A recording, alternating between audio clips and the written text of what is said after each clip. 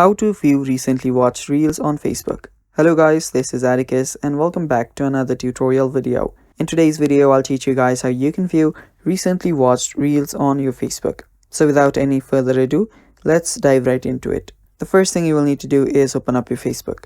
After you open up your Facebook, you can head over to the video section that is right besides the home page. And after you do that, you will see your profile icon on the top right here. You can tap on that.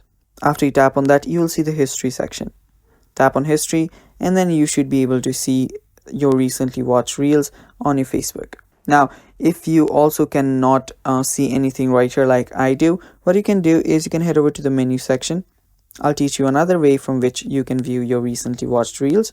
So scroll down, head over to your settings. After you head over to your settings, scroll down till you find your information section right here.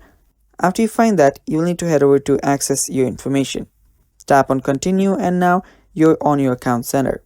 After you're on access your information, tap on your Facebook activity and under post you will need to tap on see more. Tap on see more under posts and scroll down. Now right here you will find an option that says videos you've watched. Tap on that and after you tap on that you will see the list of videos that you've watched. And it's that simple. That is how you do it. That is how you can view your recently watched reels on Facebook.